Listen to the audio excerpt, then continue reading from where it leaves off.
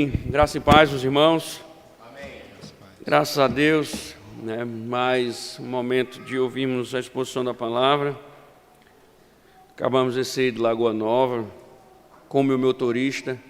Graças a Deus chegamos no horário devido, E agora nós vamos nos concentrar nesse momento para ouvirmos a voz do Senhor, que será proclamada a partir da exposição do livro de Gênesis, como vocês já sabem. Nós vamos hoje para o capítulo 35, ficaremos na primeira parte. Nós vamos ler do verso de número 1 ao verso número 15. Será a nossa exposição de hoje. Deus, depois de todo o problema que teve, Deus ordena que Jacó siga para Betel. O que vai alimentar a saga de hoje é justamente esse retorno de Jacó para Betel. Então vamos lá, Gênesis capítulo 35, verso de número 1 ao verso número 15. Atentem para o que diz a palavra do Senhor em Gênesis capítulo 35, do verso de número 1 ao verso número 15. Não sei se vocês já perceberam, se estão acompanhando em casa, nós estamos caminhando para o final do livro, Estamos em breve terminando o livro de Gênesis. Começamos hoje, o capítulo 35 está começando a encerrar a história de Jacó. Capítulo 35, verso 1, diz o seguinte: Deus disse a Jacó: levante-se, vá para Betel e habite ali. Faça ali um altar ao Deus que lhe apareceu quando você fugia do seu irmão Esaú. Então Jacó disse à sua família e a todos os que estavam com ele: joguem fora os deuses estranhos que há no meio de vocês, purifiquem-se e troquem de roupa. Vamos nos preparar e ir para Betel. Farei ali um altar ao Deus que me respondeu no dia da minha angústia e me acompanhou no caminho por onde andei.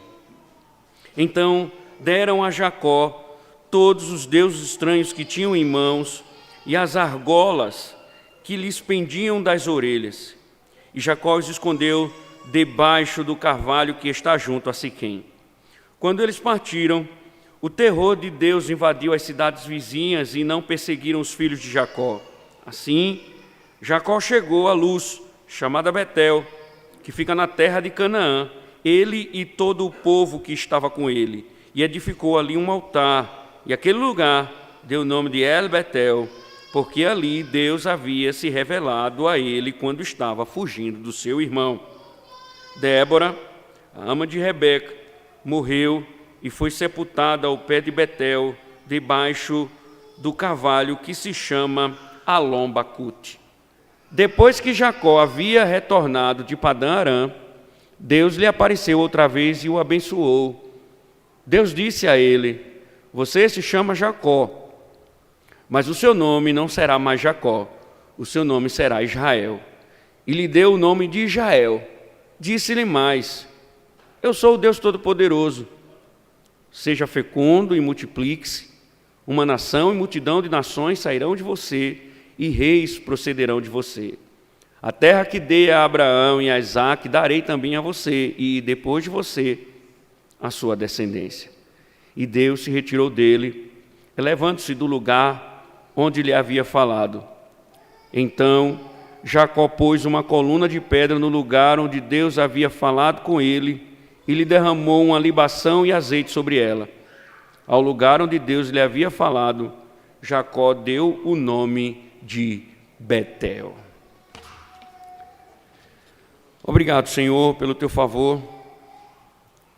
Abre o nosso entendimento, Senhor, para compreendermos as verdades que o Senhor comunicou a Israel quando estava perto de entrar na terra prometida, que o Senhor também nos comunique. Abre o nosso entendimento, quebra, ó Deus, a nossa surdez, amolece os nossos corações e nos curva, Senhor, diante das verdades que aqui serão reveladas. Em nome do Teu Filho, Senhor, que também aqui está presente. nós te louvamos e te bendizemos e te pedimos. Amém. Poder sentar, irmãos.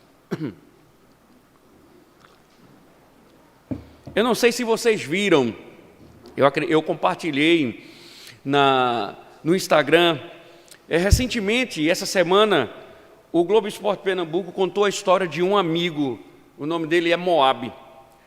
Nos conhecemos há bastante tempo, desde a época em que nós frequentávamos uma igreja pentecostal e, na época, nós juntos, nós começamos a estudar teologia reformada e juntos nós saímos da nossa igreja anterior para congregarmos na Igreja Presbiteriana do Brasil. Estávamos muito alegres por esse momento, nós estávamos muito felizes com essa mudança. Inclusive, curiosamente, nós iríamos congregar juntos na mesma igreja, numa congregação que estava sendo, na verdade, estava sendo construída, montada, planejada lá num dos bairros de Recife. Chegamos, inclusive, aí na casa de praia dele, que fica lá em Porto de Galinhas, um churrasco, uma piscina. Sempre tem piscina na minha vida, né?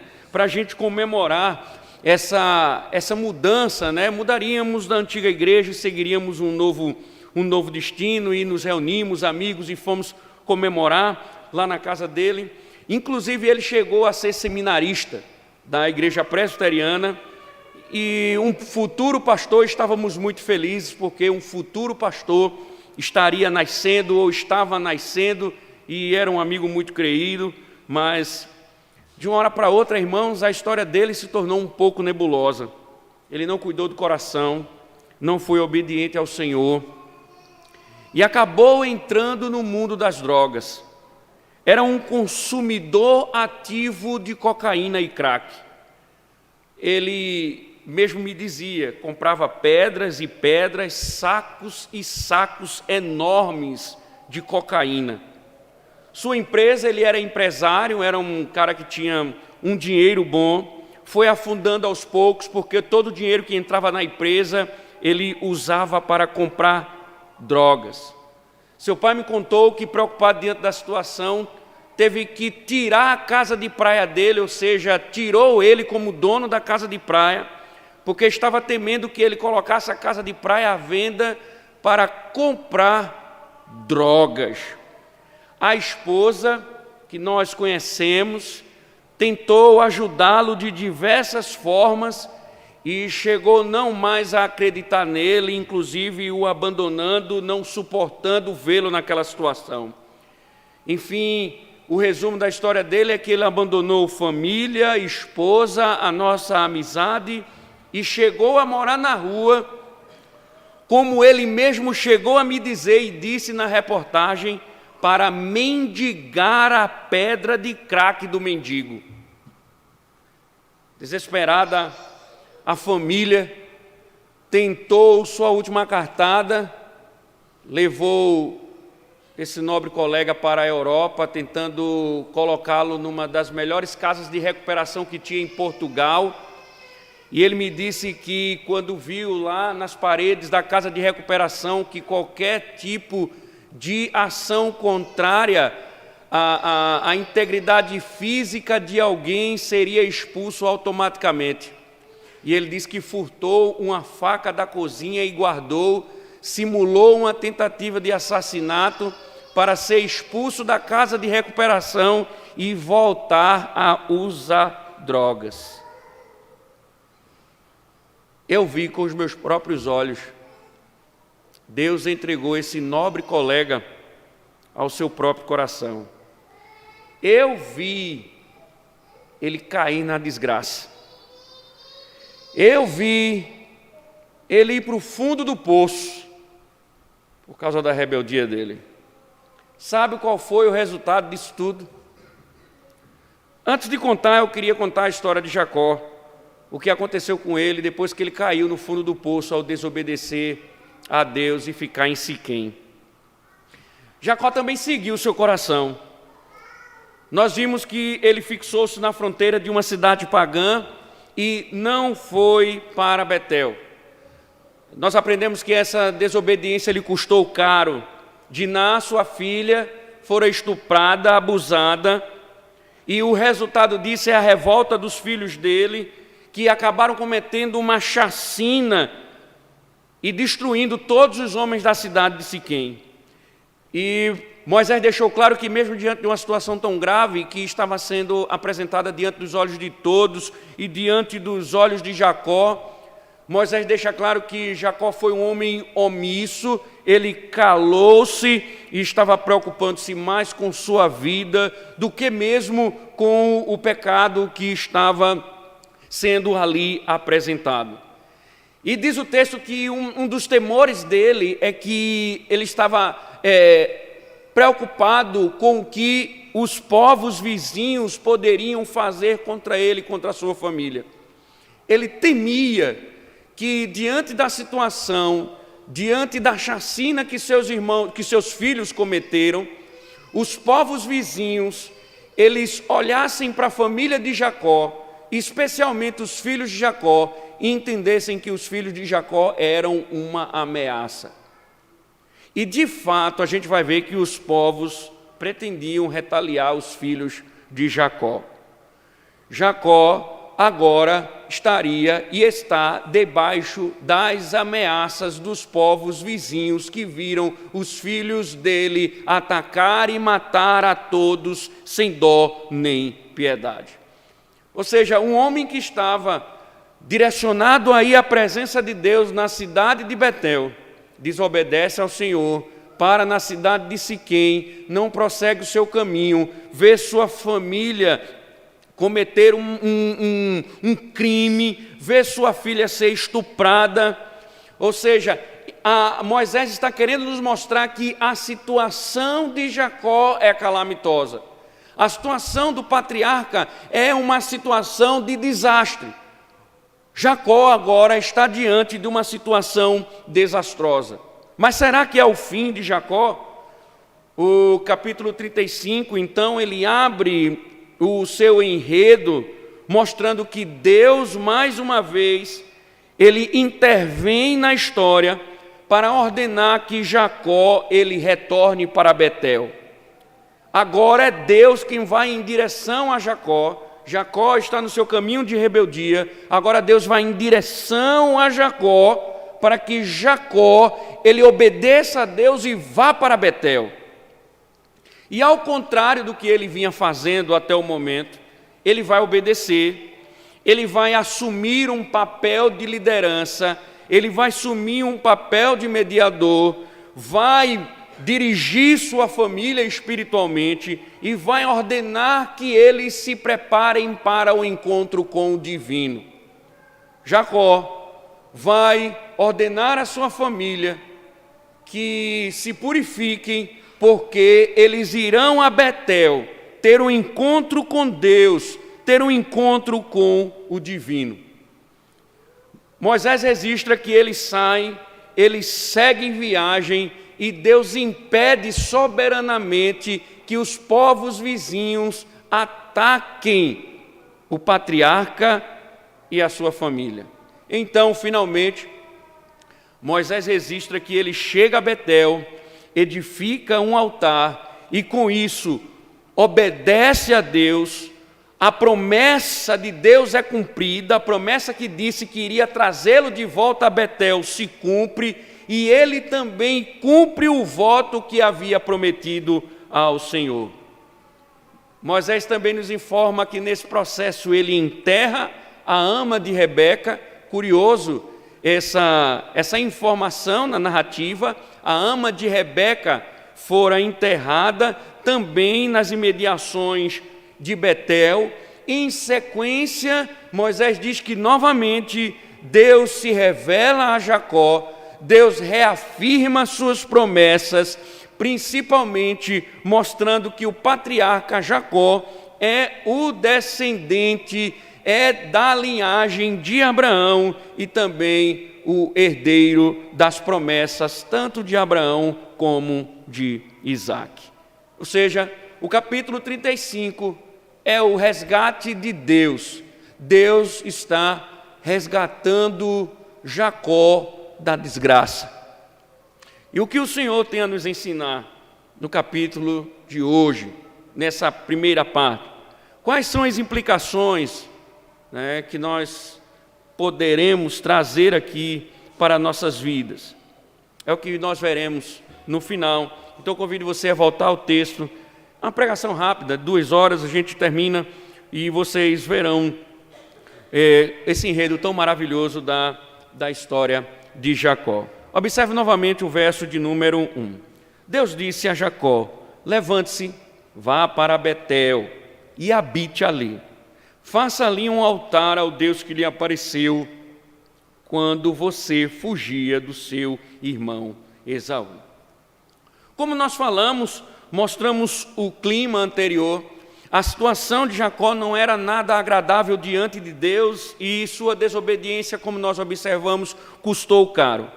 Porém, o texto ele abre de forma enfática, mostrando que Deus novamente intervém na história, toma a iniciativa de resgatar o seu servo, de resgatar o seu povo. Primeiro, ele ordena que o patriarca levante-se. A ideia de se levantar é: saia daí, saia deste lugar, levante acampamento, não more deste lugar. E Deus diz: levante-se e vá para Betel, ou seja, saia daí e suba para Betel. O interessante é que Deus aqui, ele está começando, ou ele começa a cobrar a Jacó, que Jacó não só obedeça a Deus, o Deus que disse que ele teria que voltar para a terra de Betel, mas também que Jacó cumpra o seu voto. Segundo a narrativa, como nós vimos, Jacó prometeu que iria adorar a Deus em Betel.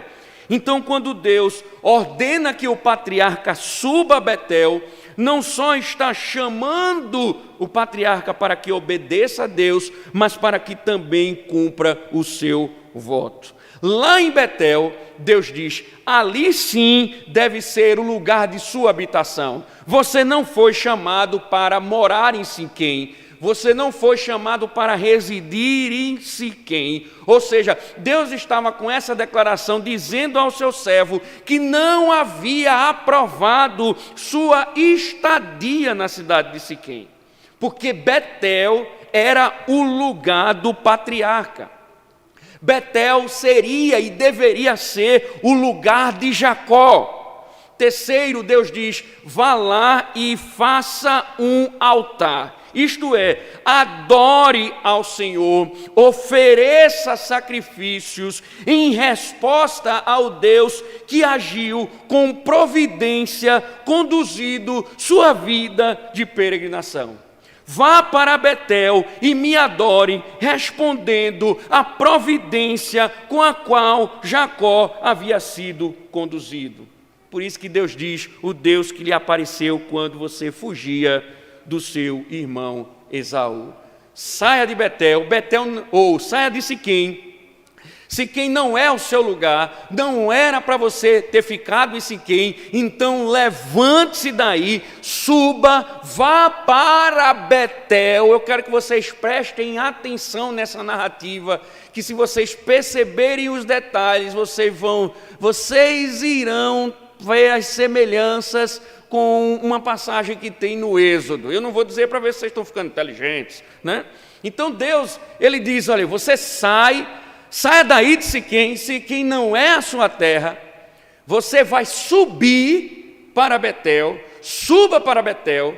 Lá você, em Betel, vai construir um altar, e a ideia justamente é isso: você constrói um altar, ou seja, você vai me adorar, e essa adoração é uma resposta à minha providência que lhe conduziu durante todo esse processo de peregrinação. Lembre-se, irmãos, quando a Escritura diz fugia de Esaú, é que o seu processo de peregrinação ele tem início justamente quando ele foge de Esaú.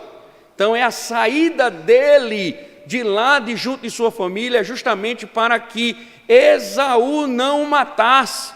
E vocês lembram bem disso, que foi uma artimanha provocada por Rebeca, e que ela entendia que era melhor ele ir para a casa do seu parente para pegar uma esposa, e é justamente nesse processo, para evitar o irmão, que ele foge. E aí Deus disse: vá lá, suba e me adore pela providência, o Deus que lhe apareceu quando você fugia do seu irmão Esaú. Essa ordem, então, irmãos, ela fecha um ciclo da história do patriarca. Nós estamos aqui fechando um ciclo. Ele saiu, Deus prometeu conduzi-lo na ida e na volta de sua jornada. Então o enredo de Jacó, ele vem a enganação, ele toma a bênção do irmão e ele foge. Na fuga, Deus aparece e diz a ele: eu vou com você até lá e vou lhe proteger nessa jornada.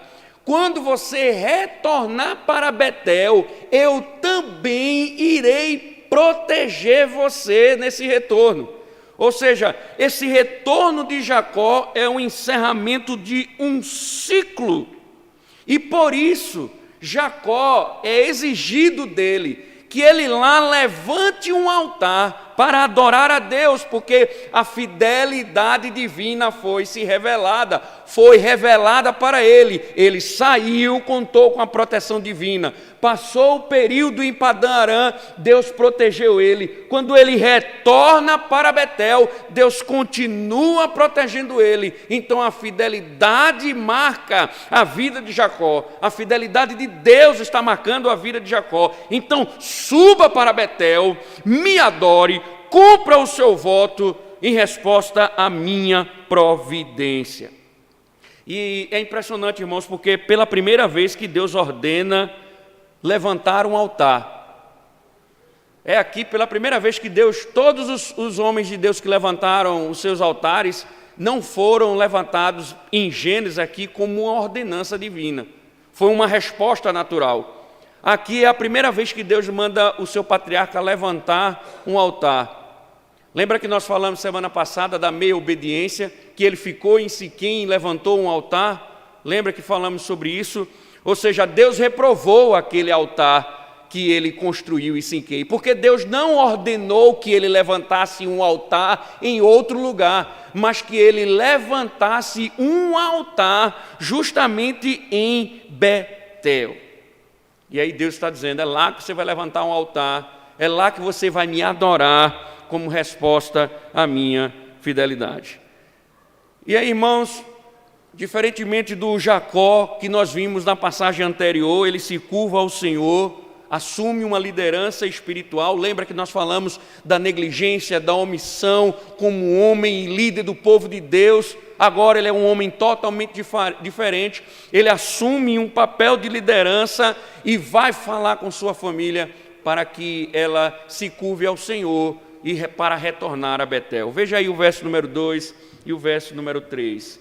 Então Jacó disse à sua família e a todos os que estavam com ele: joguem fora os deuses estranhos que há no meio de vocês, purifiquem-se e troquem de roupa.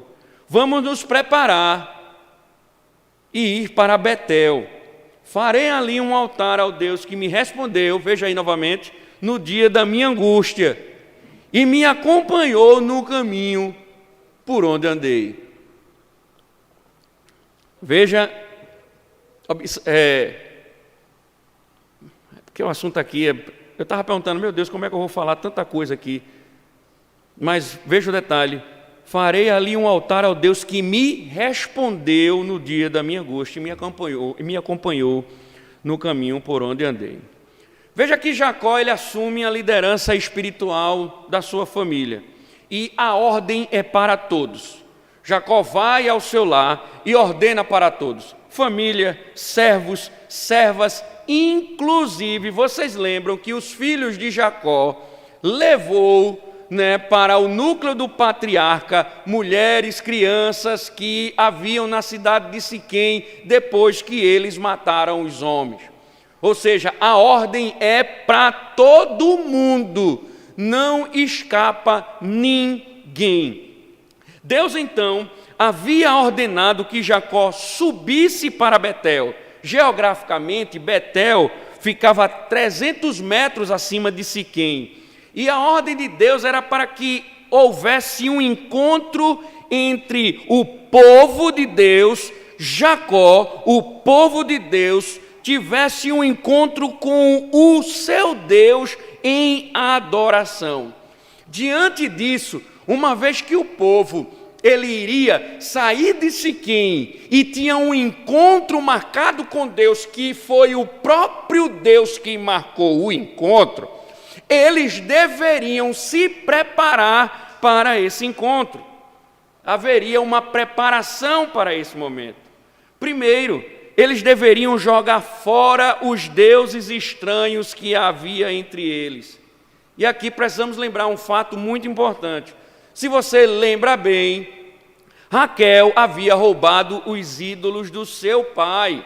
E o que Moisés está dizendo é que ainda esses ídolos estavam dentro do núcleo do patriarca. Siquém também era uma cidade pagã, também tinha idolatria. E os homens, as mulheres, os meninos daquela cidade também eram pessoas idólatras. Interessante lembrar, irmãos, que qual é a questão dos ídolos? Os ídolos do paganismo, eles não são exclusivistas. O que quero dizer com isso? No paganismo você pode adorar 1, 2, 3, 10, 20 deuses ao mesmo tempo, sem provocar nenhum tipo de ciúmes neles. Contudo, o Deus de Israel, segundo as Escrituras, ele é um Deus exclusivista. Ele chama o seu povo e ordena a exclusividade na adoração. Portanto, quando Moisés ou Jacó chega para o seu povo e diz que eles deveriam tirar os ídolos que estavam no meio deles, ele estava chamando este povo para uma lealdade exclusiva ao Senhor, para que o coração deles estejam integralmente dedicados ao Senhor, para que eles subam e adorem lá em Betel. Portanto, quando Jacó ordena que joguem fora os ídolos, isso simboliza uma vida de dedicação ao Senhor. Veja como isso fica mais claro, porque em segundo lugar, Jacó ordena que eles se purifiquem e troquem de roupa. Lógico que Moisés está escrevendo o livro de Gênesis, ele está escrevendo para um povo que está à beira de entrar na terra prometida. E a linguagem que Moisés usa é a própria linguagem do Pentateuco, principalmente da lei. E a linguagem que Moisés usa aqui, você pode perceber que é a mesma linguagem do ritual de purificação, quando ele instruía o povo sobre a purificação dos seus pecados. Moisés deixou estabelecido na lei esse ritual que envolvia tanto lavagem do corpo, lavar o corpo, como também lavar as roupas. Levítico registra isso, capítulo 14, capítulo 22, Números, no capítulo 8. E essa lavagem de roupa e essa lavagem do corpo significava uma passagem, efetuava uma passagem da impureza dos ídolos para a pureza perante Deus. Essa lavagem significa abandonar os antigos ídolos para prosseguir em direção a Deus. Claro, irmãos, que isso no sentido figurado, porque roupa literalmente não tem pecados, mas essa instrução pedagogicamente tinha a ideia de mostrar que antes de se encontrarem com Deus, eles deveriam abandonar as suas vestes, lavar o seu corpo, ou seja, abandonar todo o seu estilo de vida passado, suas vestes passadas, e adorar um novo estilo de vida. Um estilo de vida santo, porque eles vão se encontrar com Deus. Consequentemente, eles teriam que partir para Betel. Abandone os ídolos, se purifique, troque de roupa, lavem a roupa, porque nós vamos subir para ter um encontro com Deus em Betel. Consequentemente, eles fizeram isso e partiram para Betel. Veja o verso número 4. Então deram a Jacó todos os deuses estranhos que tinham em mãos e as argolas que lhes pendiam das orelhas. Aí, está vendo, irmãs? Não usem brinco, é pecado. Está vendo? E Jacó os escondeu debaixo do carvalho que está junto a Siquém. Estou brincando, viu? Depois vai dizer por aí. Já dizem que eu digo tantas coisas. Essa é uma ironia, tá bom? Pode continuar usando seu brinco. Mas vamos lá. A liderança de Jacó, perceba, é uma liderança restaurada. Em obediência ao que o Senhor havia dito, saia de Betel, ou saia de Siquém, vá para Betel, vá levantar um altar lá. E agora Jacó dirige sua família. E em obediência ao que havia dito, Moisés diz que todos entregaram seus ídolos.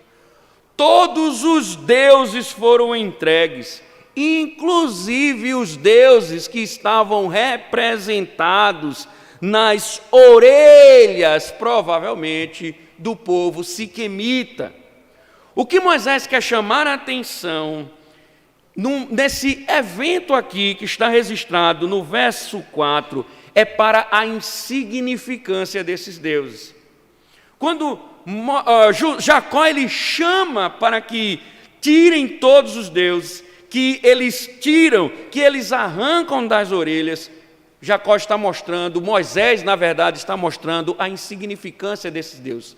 Lembrem do enredo anterior, Raquel havia sentado sobre os terafins, que eram deuses pequenos, o que nós aprendemos que já eram insignificantes, porque como pode alguém sentar em cima de um Deus?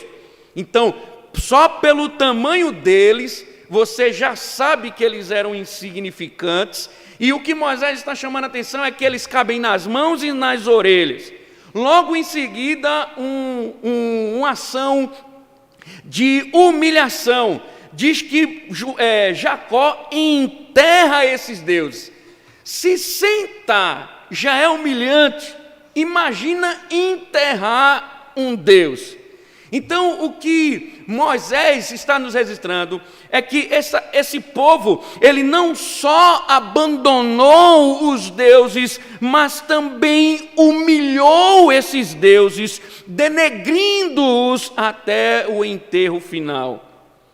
Ou seja, eles de fato mataram os seus ídolos para prosseguirem a adoração ao Deus vivo.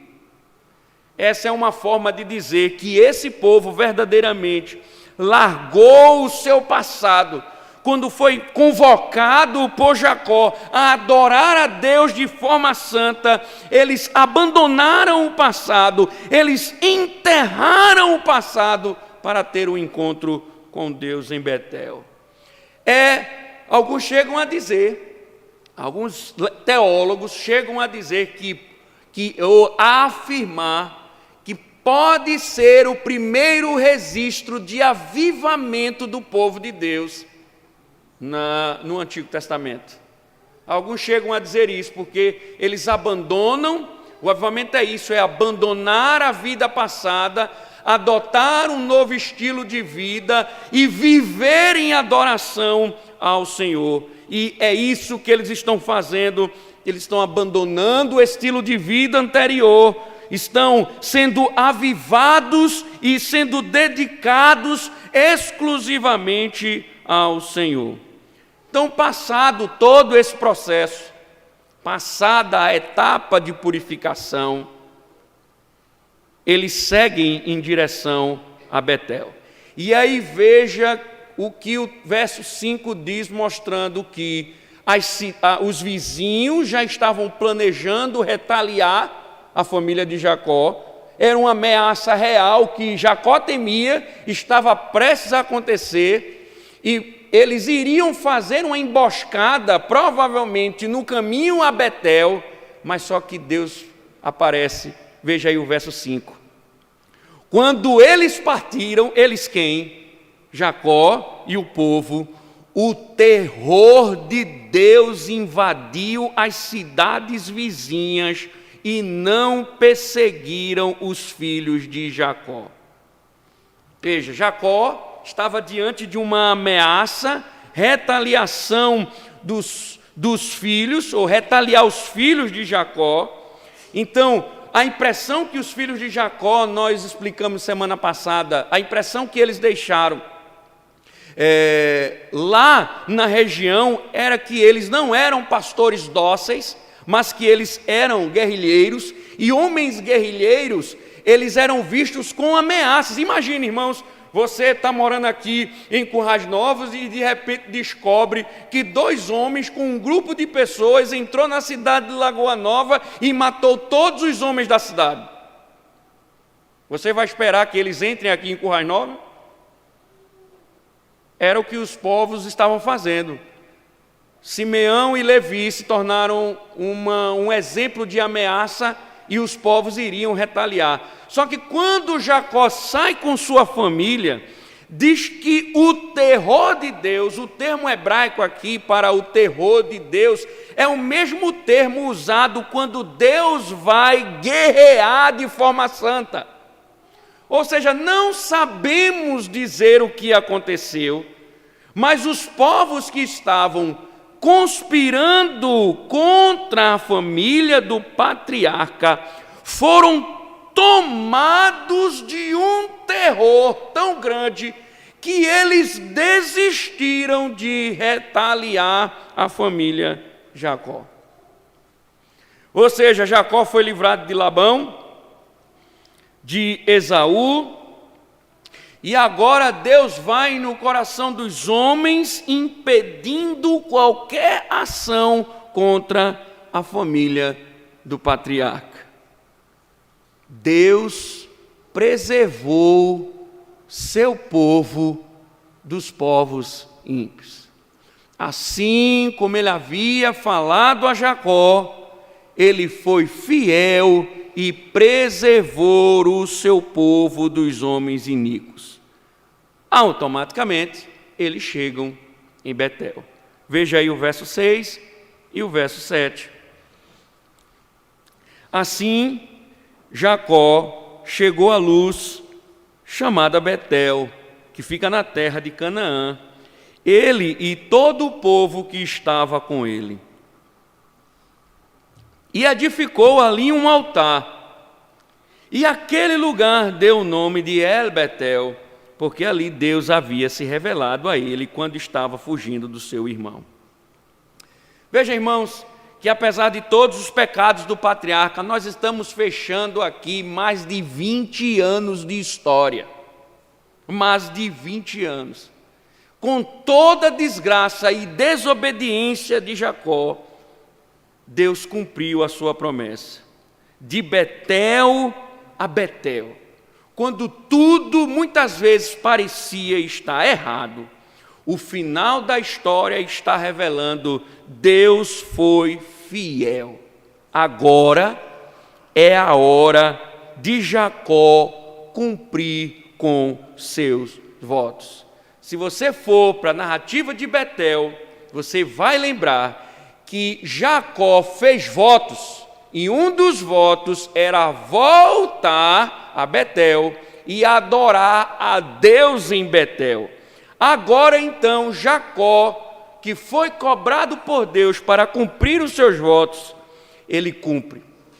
O altar foi erguido, isso significa que Jacó, com todo o povo, adorou a Deus, respondeu à graça divina com um culto, conforme ordenou o Senhor. Ele chegou a Betel, eles chegaram lá, adoraram a Deus, depois de se purificarem, em resposta ao que Deus fez, a providência que conduziu o povo. É a resposta do povo em razão do favor divino. O louvor a Deus pela graça da proteção alcançada. Interessante que diz ainda que ele batizou o lugar de El Betel. Antes era Betel, a casa de Deus. Agora é El Betel, que significa o Deus da casa de Deus. Por que isso? A casa de Deus também é uma lembrança do Deus da casa. Isto é na casa de Deus que Ele se revela e nos encontra. Vocês estão já entendendo por onde vai partir as aplicações, né? O culto prestado não é somente para dizer que ali o Senhor habita, mas é também o lugar em que se encontra Deus. Curiosamente, registra-se em seguida a morte de Débora, a ama de Rebeca. Veja aí o verso 8. Débora, a ama de Rebeca, morreu e foi sepultada ao pé de Betel, debaixo do carvalho que se chama Alom-Bacute. Não é estranho esse negócio aqui? Parece estranho, não é? Eu particularmente tenho gostado muito. Se vocês não gostam das exposições de Gênesis, eu gosto, né?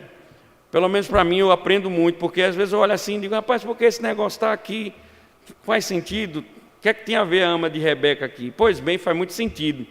Porque o que Moisés está fazendo é inserir uma informação importante. Da saída de Siquém para Betel, existia um caminho que conduzia também pela cidade de Hebrom. Então, Jacó, ele fez esse caminho, em vez dele descer direto, ele fez um arrodeiozinho de leve, para passar em Hebrom e seguir para Betel. Ele viu seus parentes e foi para Betel. Moisés, inteligentemente, ele está registrando aqui um fato importante que você ainda não sabe, que agora vai ficar sabendo. Qual é o fato? O que é que vocês acham? A mãe de Jacó morreu. Rebeca morreu. E agora só tem a ama, que é uma idosa. Lembra que, se você lembrar o enredo em que tem a confusão com Esaú, Rebeca diz assim, olha, você vai para a terra do seu tio, vai encontrar uma esposa, fique por lá, quando a poeira baixar, eu vou mandar alguém lhe buscar para que você volte. Isso não aconteceu. Jacó não viu mais sua mãe, ela faleceu, não se registra a morte dela.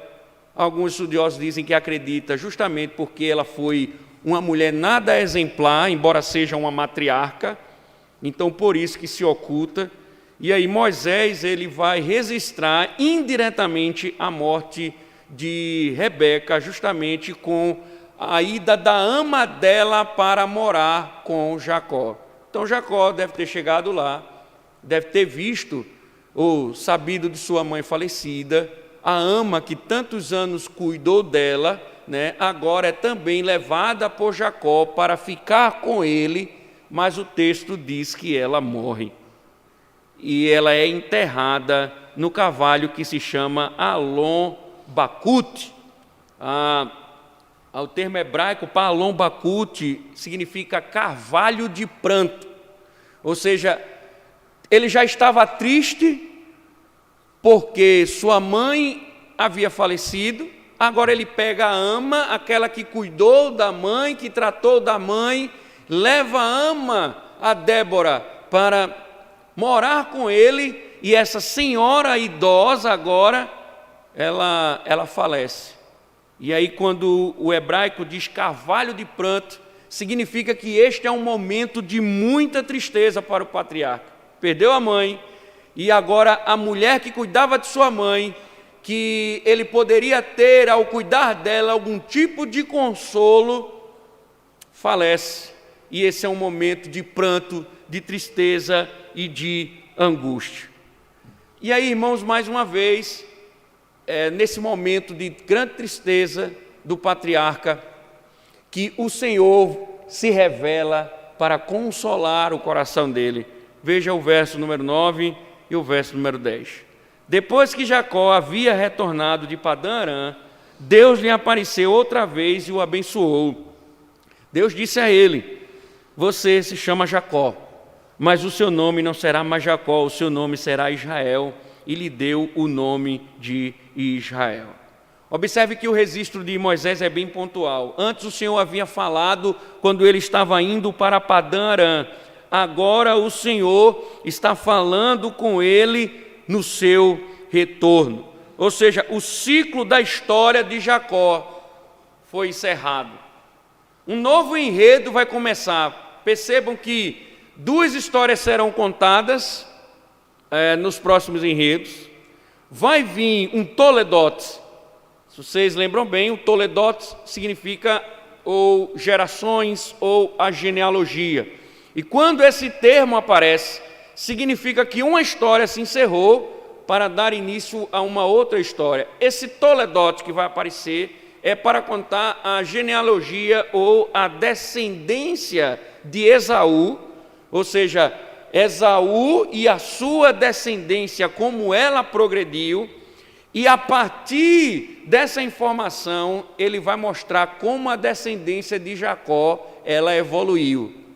Com um personagem, qual? José. Vai ser José até o final do livro de Gênesis. E aí, nesse fechamento de ciclo, Deus reafirma a mudança de nome. Mesmo depois da desobediência, Deus confirma, ele é um novo homem, ele é Israel, e o seu testemunho de liderança espiritual, sua forma como ele conduziu e se purificou para adorar a Deus e cumprir o seu voto, mostra que ele de fato é um novo homem, ou seja, ele tem uma nova posição diante do Senhor. E com isso, o Senhor está renovando as promessas. E Jacó deveria esquecer sua vida antiga. E ele continua, veja no verso 11, disse-lhe mais: eu sou o Deus Todo-Poderoso, seja fecundo e multiplique-se, uma nação e multidão de nações sairão de você, e reis procederão de você. Verso 12, a terra que dei a Abraão e a Isaque darei também a você, e depois de você a sua descendência. Observe que a promessa de Deus também é reafirmada.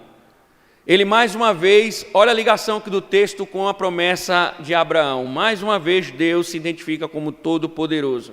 E vocês lembram que eu expliquei isso aqui. Deus Todo-Poderoso, isto é, Ele é o Deus que tem poder para cumprir aquilo que Ele promete. Então, se Deus com o seu poder cumpriu ao guardá-lo em sua peregrinação, ele está dizendo a Jacó: eu tenho poder também de fazer cumprir as minhas promessas. Em seguida, a renovação das promessas feitas a Abraão e Isaque. Ou seja, Jacó é o herdeiro legítimo, Deus está confirmando isso. Embora Esaú seja o primogênito, é Jacó o herdeiro legítimo, e ele carrega encapsulada a semente da mulher. Por isso que a multiplicação da descendência de Jacó será importante, porque vai surgir uma nação e multidões de nações procederão, assim como reis. É nessa linhagem de Jacó que vai surgir o reinado que vai apontar para Cristo.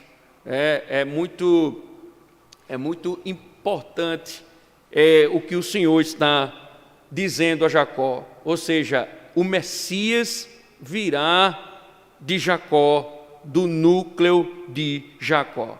Essa promessa então está dizendo a Jacó que a linhagem da mulher, ela vai se desenvolver. Acabou a história patriarcal.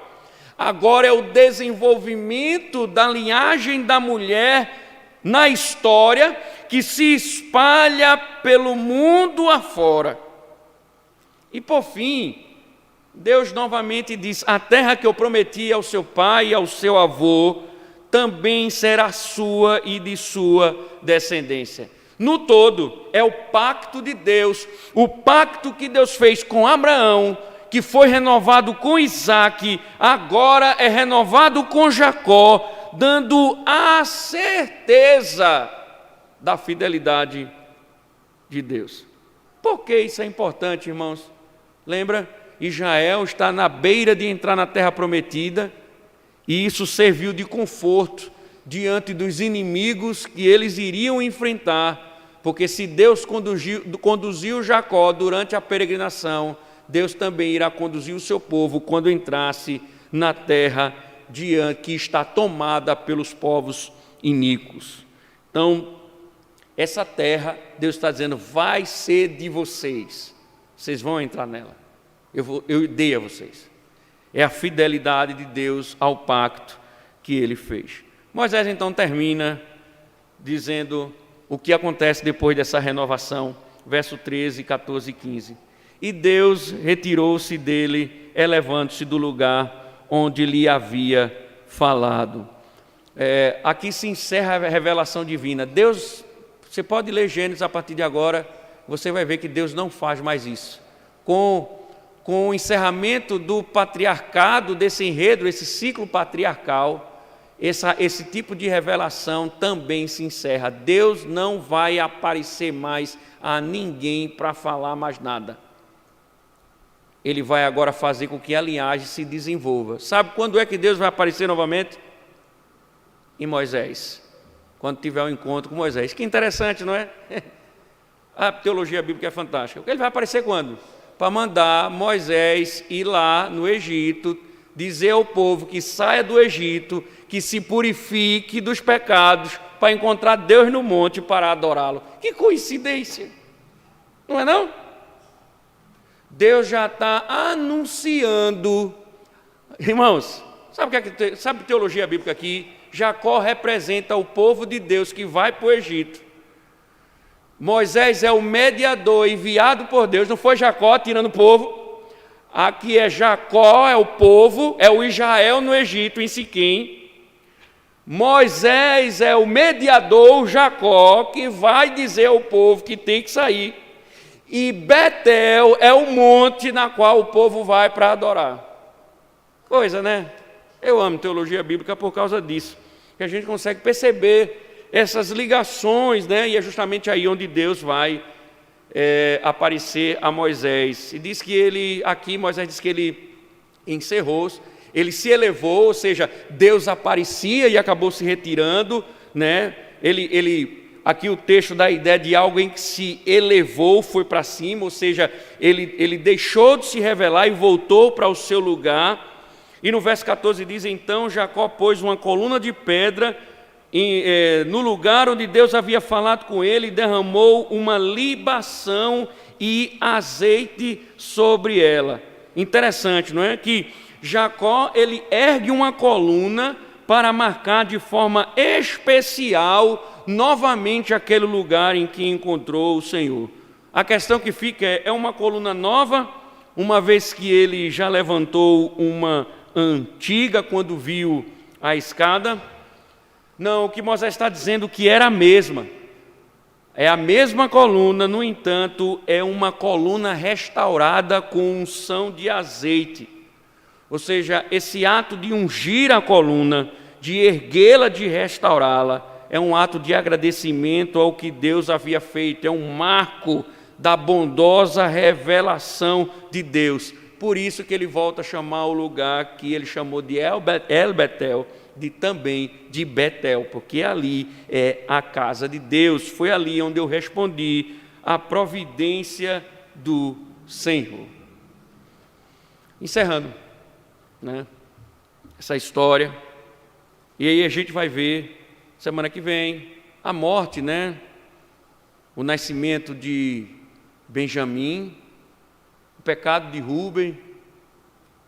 Muito interessante. A gente vai fechar essa temporada de Jacó e vamos introduzir então posteriormente a vida de José. Vamos lá para as famosas aplicações, ver se a gente consegue perceber alguma coisa. 7h30, vamos lá. Quem sabe eu não bato o recorde hoje dos puritanos. Jacó parou em Siquém e a gente viu que ele viu sua vida. Nós percebemos que ele teve sua vida de forma rápida sendo destruída. Irmãos, a gente precisa entender que por que essas coisas Deus registra isso? Porque Deus tem a sabedoria de inspirar grandes homens para que eles não só registrem grandes eventos que marcam o povo de Deus, mas como também suas desgraças. Precisamos pensar, irmãos, numa coisa muito importante, nós não podemos esquecer, e no caso, pensando sobre a história de Jacó, nós devemos entender que nós não somos diferentes de Jacó. Porque a proposta é nos mostrar que nós somos um povo obstinado e de dura cerviz. Nós temos uma direção, nós sabemos que nós temos uma orientação, mas paramos diante do mundo e nem nos damos conta que estamos cometendo pecado. E aí, veja, até que a crise, ela nos alcance, não é verdade? A gente está lá, está tudo tranquilo, até que a crise venha e nos ataque. Do nada, nós acabamos observando que as nossas vidas desabam, catástrofes acontecem e tudo naufraga, de uma hora para outra, justamente porque nós temos um coração duro. Contudo, nós somos tão rebeldes que mesmo com a lama até o pescoço, insistimos em permanecer nelas. Veja, não foi Jacó que decidiu, foi Deus que foi até ele e disse, saia. Era esperado que diante de uma desgraça dessa, Jacó dissesse para a sua família, vamos sair dessa terra, vamos fugir, vamos para Betel. Mas é Deus quem ordena, saia. Porque corações duros, eles não reconhecem o caminho que se está traçando. Corações duros não reconhecem os erros que estão sendo cometidos. Você fala, você instrui, você orienta, mas eles não reconhecem o erro. É aí então que Deus nos convida, por meio dessas experiências, a voltar a liderar nossas vidas espirituais. E por que isso é importante, irmãos? Muitas pessoas, elas passam por experiências terríveis, acredito que você já conheceu muitas, e essas experiências terríveis não provocam transformações. Muitas vezes nós observamos, nem reconhecem Deus ao superá-las. Alguns até pensam que são simplesmente resultados de estratégias, de esforços, de perseverança. Mas observe, o que mudou em Jacó não foi o seu reconhecimento, mas a intervenção divina que iniciou o processo de recuperação do seu filho. Deus vai até ao pecador e ordena. Deus vai até Jacó e diz, saia. Existe outra forma de mudar o coração do homem? Claro que não. Não existe nada nesse mundo que possa mudar uma natureza tão corrupta que habita em nós.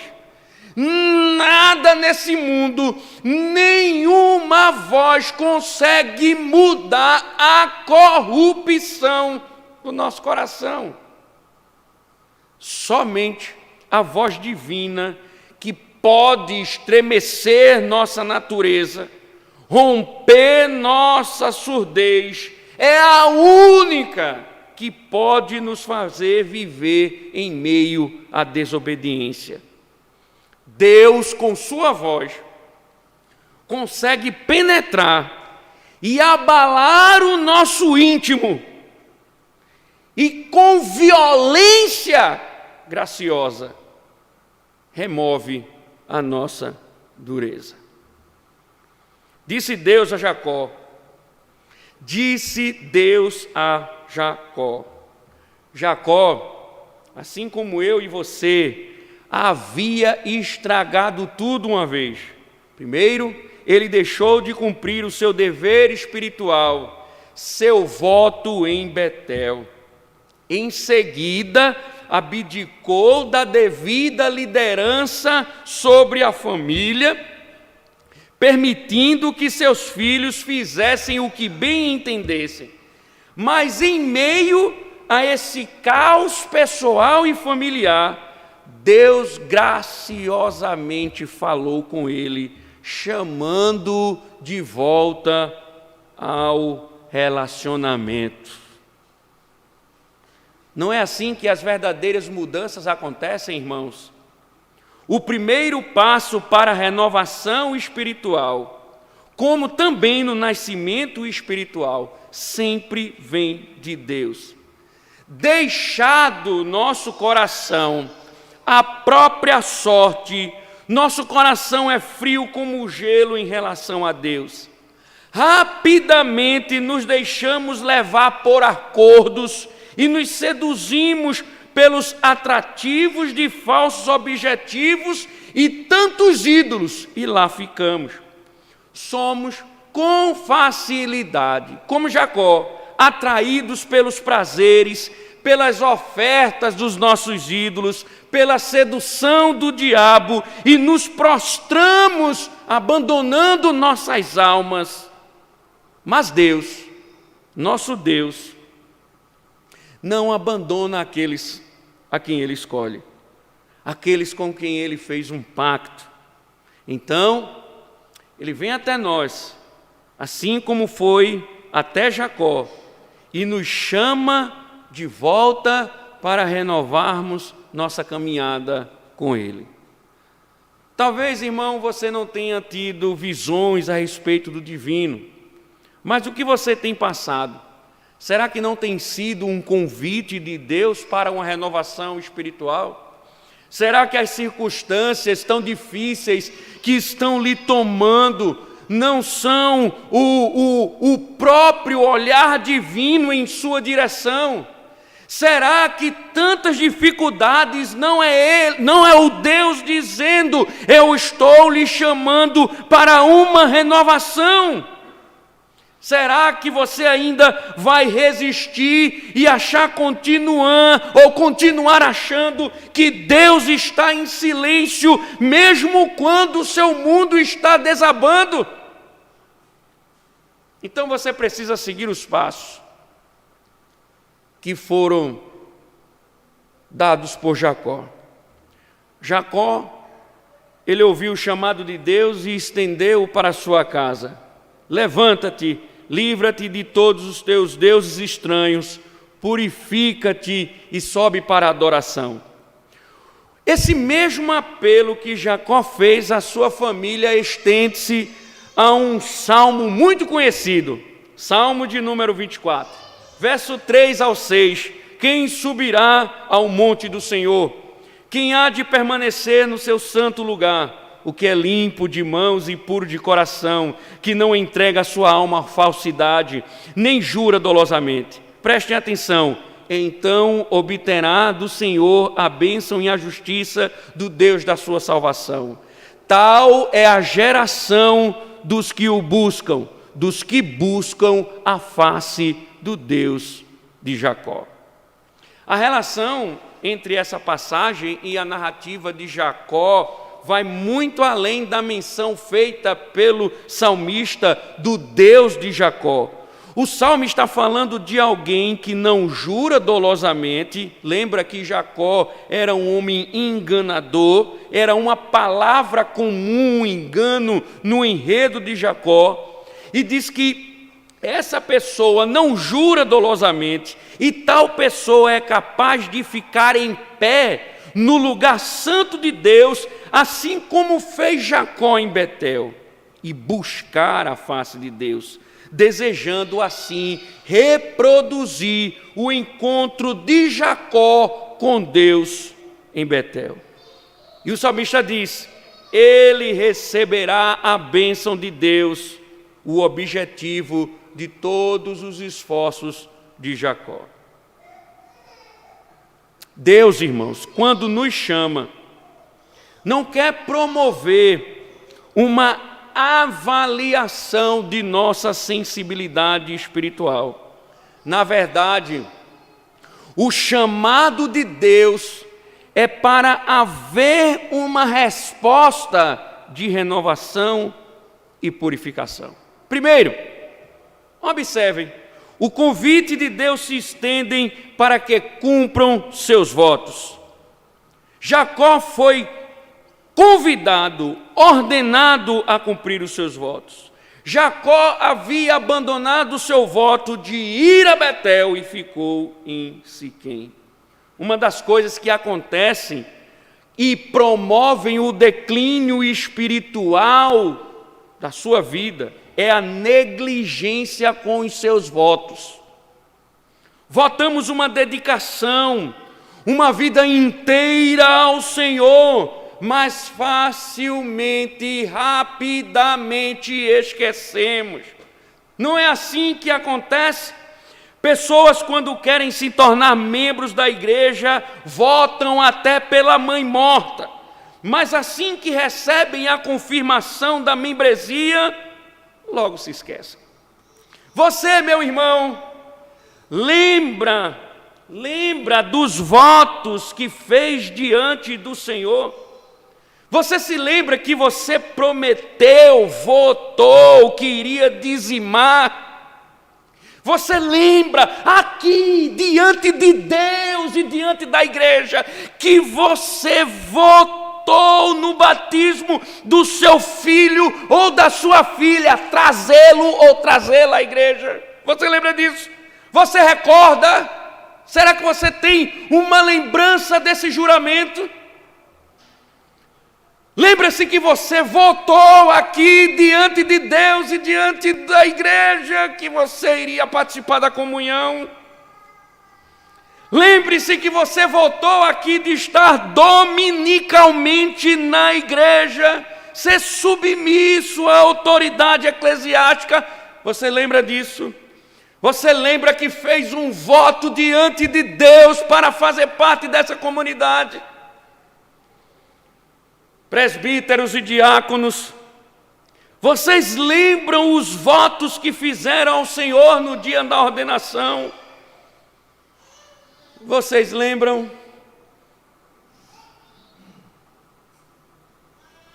Para todos, estão cumprindo os votos que foram feitos? Deus não se esquece, sabia? Deus não se esquece. Você sabia disso? Eclesiastes, o Senhor registra: quando você fizer algum voto a Deus, não demore a cumpri-lo, pois Ele não se agrada de tolos. Cumpre o voto que você faz. Melhor é não fazer voto do que fazer e não cumprir. Você é um tolo? A expressão tolo não é um elogio de Salomão, mas é uma afirmação de um caminho de desobediência. A palavra tolo é uma característica, ou o tolo é alguém desobediente ao Senhor. Então veja, o que está sendo dito? Quando Jacó não cumpriu um voto, não significa que ele simplesmente não cumpriu o voto. Significa que ele foi desobediente ao Senhor, ele foi tolo, e Deus não se agrada de tolos. O que falta? Nesse processo de restauração, você cumprir com os seus votos.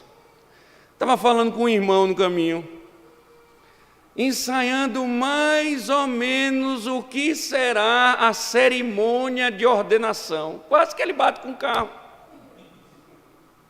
Quando eu falei que ele vai fazer votos, Quando eu falei que ele vai estar diante de Deus, que ele vai receber a imposição de mãos, caso seja eleito, e que as mãos do conselho estarão representando não mãos de homens frágeis, mas a mão do divino.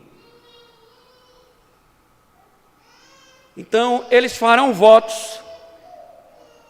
Estarão dispostos a cumpri-los? Creio, irmãos, que é bom, nesse processo de renovação, atentar para os votos, porque uma hora Deus vai começar a cobrar.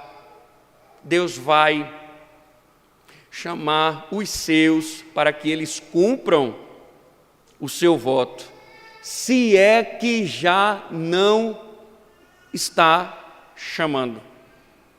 Se é que já não está chamando. É bom atentar para as circunstâncias, porque às vezes é Deus chamando você a cumprir os seus votos. Outra coisa importante, votos cumpridos implicam em mudança de comportamento.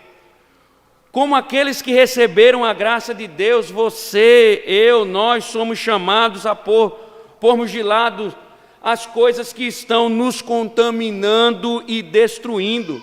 Somos chamados diariamente para renovar o nosso primeiro amor, para deixar de lado as coisas que nos distraem e buscarmos um encontro face a face com Deus, de modo que pela sua graça possamos receber a sua bênção. Então, a segunda coisa que precisamos atentar, a purificação tem início com o enterro de nossos ídolos também. Há uma razão pela qual os 10 mandamentos, eles começam com estas insistentes exigências.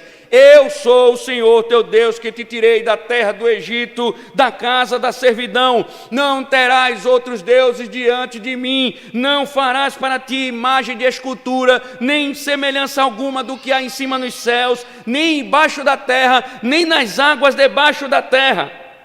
Deus quer exclusividade, não aceita nada além disso. Quais são os ídolos que você carrega?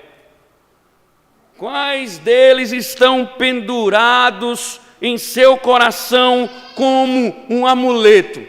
Dinheiro, trabalho, fama, glória, orgulho, esposa, marido, filhos. Quais?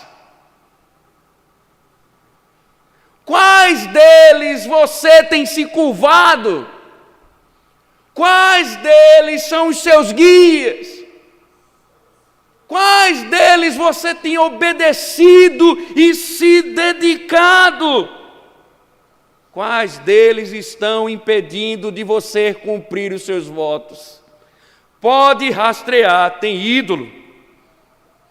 Pode rastrear, tem terafim. Você está carregando. Também é necessário falarmos sobre purificar e trocar de roupas. Esse ato simbólico torna-se a base para a metáfora paulina. Paulo vai falar em Efésios sobre isso. E Paulo usa essa linguagem para trazer uma análise, uma analogia, uma comparação, para trazer uma informação de uma vida que é transformada. Uma vida transformada consiste em despir-se do velho homem corrompido por desejos e enganos e colocar uma nova roupa, uma nova roupagem, uma roupagem criada para nos transformar mais e mais semelhantes a Deus. E Paulo chega a dizer em Efésios que isso acontece por uma renovação que Deus promove em nossas mentes.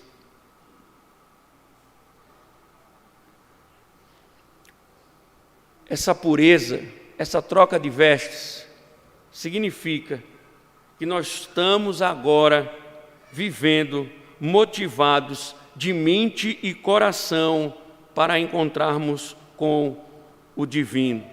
É o amor dele que nos guia e nos move, não mais nossas antigas idolatrias do coração.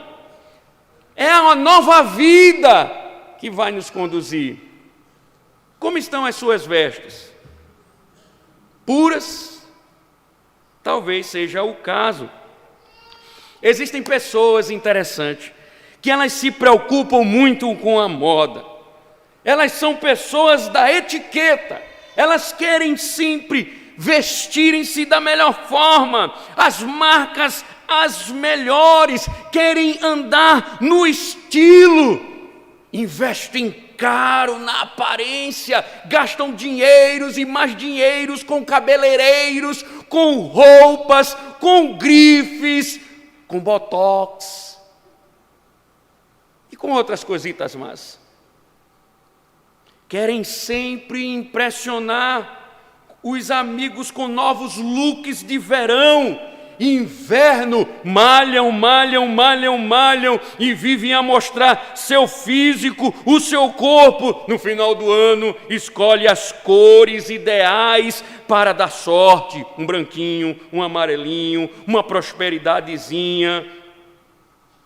Mas as marcas das vestes espirituais que carregam são imundas,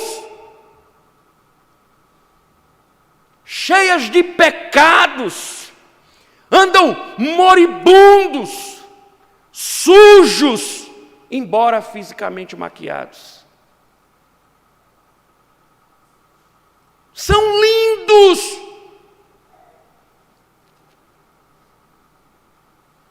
unhas cortadas, sobrancelhas feitas, e andam sujos. Não seria hora de começarmos a mudar o nosso guarda-roupa espiritual e nos vestir com um tecido fino de pureza? Em vez de ficarmos mostrando o nosso corpo, não chegou a hora de mostrarmos mais santidade? Deus exige do seu povo santidade. Talvez se nosso guarda-roupa espiritual mudasse, as vestes que nós vestimos mudassem também. Talvez se as nossas vestes espirituais fossem santas, um pastor não precisasse falar tanto de vestes. Você tem se preocupado com essa questão? Você tem se preocupado com as vestes que farão você entrar na eternidade? Você tem se preocupado com isso? Essa veste você não encontra nas maiores grifes deste mundo. Essa veste só é possível ser adquirida através de uma vida de pureza e de arrependimento. Não se compra vestes de redenção na barraca. Você tem se preocupado com isso? Ainda tem mais. Agora é preciso que atente para um outro fator importante. Uma das coisas que ficou claro aqui foi que essa purificação era uma preparação para o culto em Betel. Ah, como eu gosto desse assunto, eu amo o culto. Importante considerarmos que ir ao culto em Betel não era somente estar na casa de Deus, mas era encontrar o divino. Por fim, o culto é uma resposta do povo à graça divina. Então, em primeiro lugar, ninguém pode andar de todo jeito e achar que vai cultuar ao Senhor sem ofendê-lo. Ninguém pode andar de todo jeito e achar que vai cultuar ao Senhor sem ofendê-lo. Não vai! Vidas não puras ofendem a Deus com os seus cultos.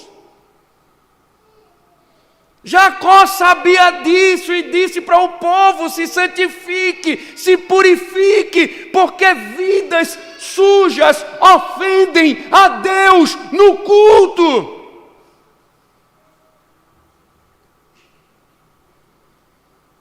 Segundo,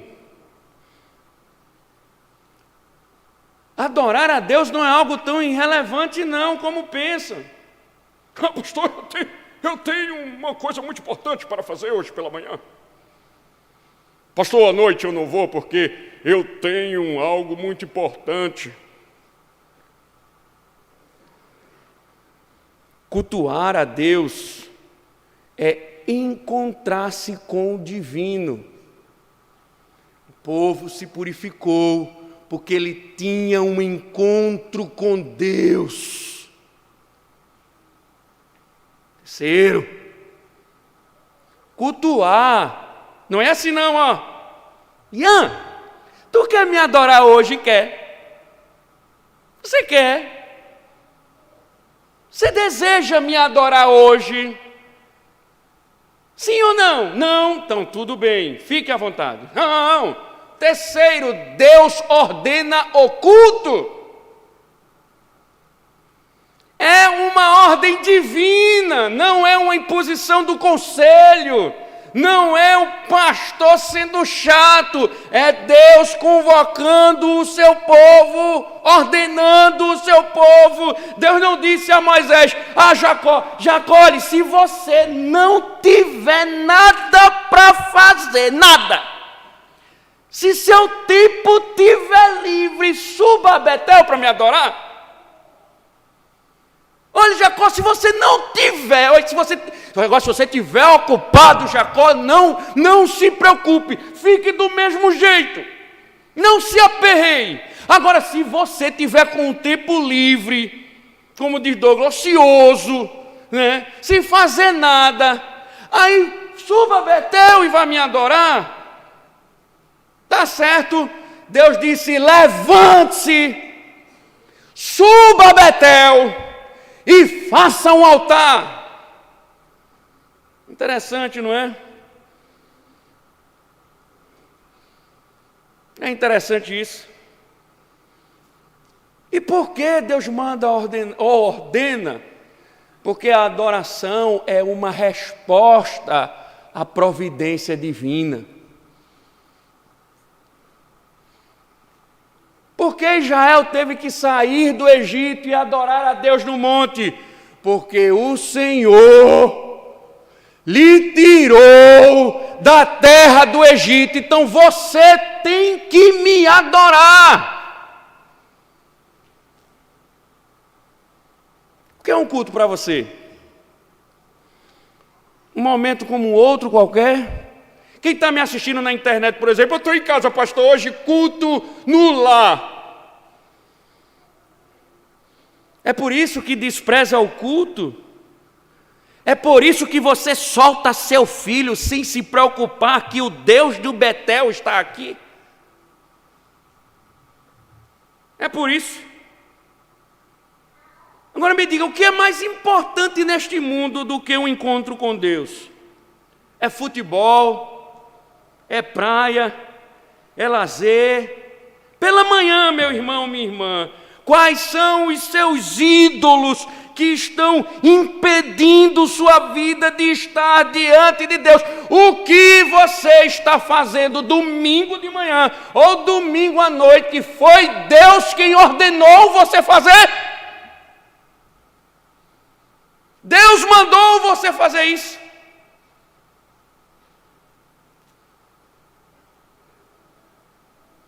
Foi? Aí é assim que nós respondemos à providência divina. Deus nos dá vida, Deus nos sustenta, Deus mostra o seu favor, a sua fidelidade, os problemas vêm, a providência permanece, cuida de nós, nos sustenta. Aí Deus diz, agora me adora. Ele diz, opa Deus, hoje não dá porque eu tenho algo muito mais importante para fazer.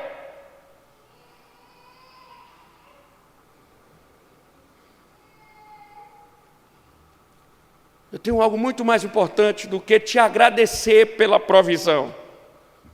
Eu tenho algo mais importante a fazer do que me curvar e te adorar e te agradecer por tudo que o Senhor tem feito por mim.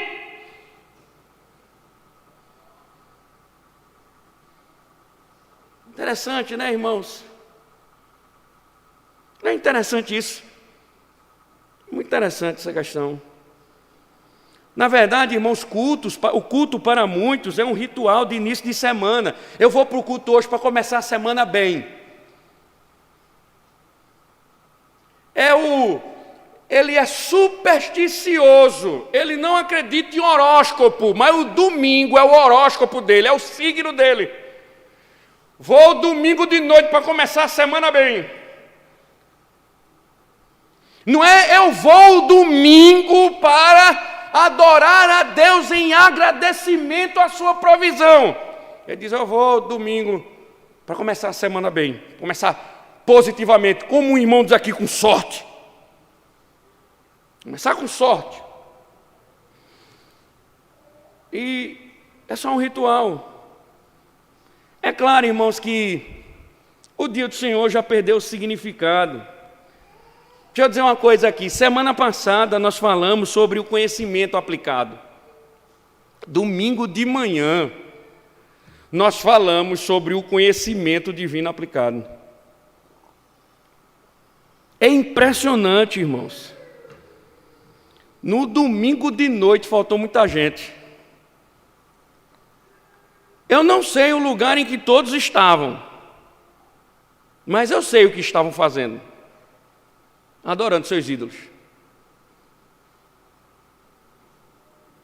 Alguns doentes, outros foram para a lagoa congregar lá, mas muitos eu sei que estavam curvados aos seus ídolos. Eu não tenho dúvida disso. As redes sociais estão aí para falar. A gente printa e guarda as telas como testemunho, adorando seus ídolos.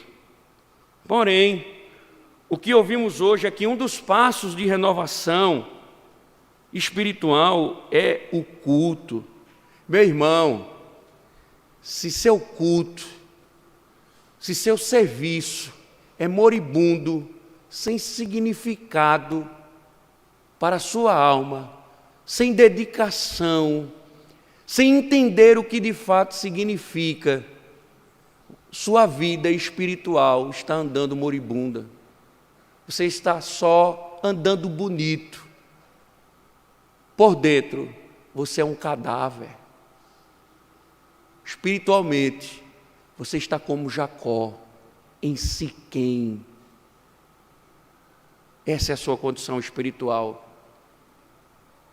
Essa é a sua condição espiritual. Mas pastor, eu gosto desse negócio. Mas pastor, que radicalismo. Foi só um domingo. Eu acho tão lindo esse negócio. Porque foi só uma paradinha em Siquém.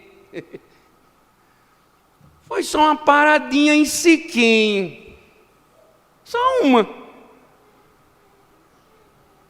E o diabo faz isso. Ele quer convencer você que é só uma, para depois convencer a você que são só duas.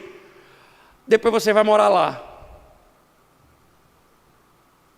Então, pessoas que desprezam o culto estão falidas espiritualmente. Não esqueça o que eu vou lhe dizer. Pessoas que desprezam o culto estão falidas espiritualmente. Você pode não concordar, mas é o que a Escritura diz. Pessoas que desprezam o culto estão falidas espiritualmente. É só fachada. Tudo que você faz quando você vai ao culto é só fachada. Porque você está uma pessoa falida espiritualmente. A questão é que dizem amar a Deus, mas não querem nada com Ele. E eu confesso, irmãos, que esse assunto me cansa, sabe? Mas o que me consola é a esperança que temos, no Deus de Jacó. Como uma unidade espiritual, a família de Jacó, o Jacó,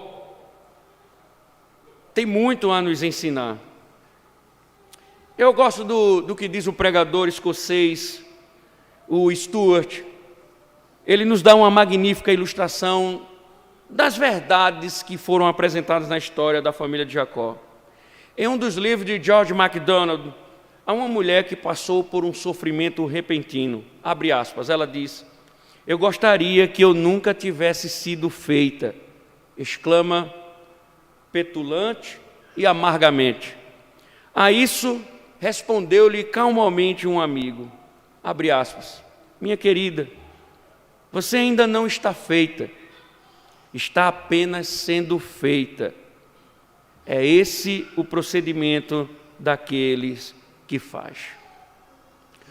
Nós, o povo do Senhor, que tem lutado contra o pecado, que tem chamado para viver uma vida de santidade, não estão feitos, apenas estão sendo feitos. E o procedimento daquele que nos orienta é nos levar por um caminho de provações e tentações e tristezas e retrocessos, para que venhamos a entender a fragilidade que nós temos, para que a gente se agarre mais à promessa de Deus e vivermos uma vida de santidade. E a promessa de Deus continua de pé. Porque o Deus de Jacó, ele também prometeu conduzir a sua igreja. E apesar do seu povo encontrar-se profundamente dividido no presente, o propósito e a promessa desse Deus continua de pé, reiterada no Novo Testamento, para fazer de todos nós um só em Cristo. Embora hoje nossa igreja ainda seja, em muitos casos, o novo Jacó, e mais se pareça com um canteiro de obras, em Cristo, o novo nome Israel acabará por descrever com precisão. Os seus, Cristo vai construir até o último dia, e as portas do inferno não prevalecerão. Não podemos então, você que é cristão genuíno, você que ama a Deus, que luta contra os seus pecados, que quer cumprir os seus votos, que quer adorar a Deus, não devemos nos desesperar de nós mesmos ou dos outros quando servimos um Deus tão extraordinário. Foi o fato de Deus ter se revelado com toda a sua graça que levou Jacó novamente à adoração. Como não poderia? Como se pode experimentar a graça de Deus e não se dobrar de joelhos em adoração? Como é possível enxergar a profundeza de nossos pecados, da desgraça que nos rodeia, e não sermos tocados no âmago do nosso ser pela lembrança das mãos chagadas do Salvador, estendidas para nos tirar da lama? Então, da mesma maneira que havia feito tantos anos antes, Jacó levantou uma coluna de pedra para marcar o lugar onde Deus havia se encontrado com ele e derramou uma oferta de azeite e vinho sobre ela. Ele tinha finalmente voltado ao lar para adorar na casa de Deus. Ele havia retornado a Betel. Filhos genuínos, a semente da mulher estão sendo feitos. E um dia, a qualquer momento, voltarão para casa. Eu concluo. Lembram de Moabe? Surpreendentemente, ele foi resgatado pelo Senhor. Surpreendentemente. Quando todo mundo disse impossível, ele chegou a morar na rua. Deus disse não. Deus foi até ele. E assim como Jacó, sua sorte foi restaurada. Ele hoje tem um centro de recuperação para dependentes químicos em Recife, onde ele trata pessoas dependentes, cede lá comida, roupa, educação, e tem sido um trabalho muito bonito e tem repercutido na cidade do Recife. E ele hoje congrega numa igreja fiel, servindo a Deus, louvando a Deus. Ele até me fez um convite e eu aceitei. Só falta marcar a data. Ele é paraquedista e ele me chamou para pular de paraquedas com ele, né? Lógico, eu não vou pular sozinho, eu vou pular agarrado com ele. E eu disse, eu vou. E eu gosto desse negócio meio louco, do coração pular e querer sair pela boca, né? Eu vou. E teve gente que já disse assim, tomara que o paraquedas não abra, né? Irmãos, eu espero que a história de Jacó, a história desse meu amigo, nos ensinem a não negligenciarmos nossa caminhada. Pelo contrário, a pureza, a adoração, a santidade sempre serão caminhos de resposta à graça alcançada. E que Deus nos ajude. E Ele ajudará os seus até que voltem a Betel. Obrigado, Senhor. Muito obrigado pelas lembranças eternas, pelo favor de Tua parte. Que assim seja, Senhor, nos conduz. Mesmo com os nossos tropeços e embaraços, nos conduz. Porque nossos corações irão nos desviar, mas o Teu poder nos sustentará. Em nome de Cristo. Amém.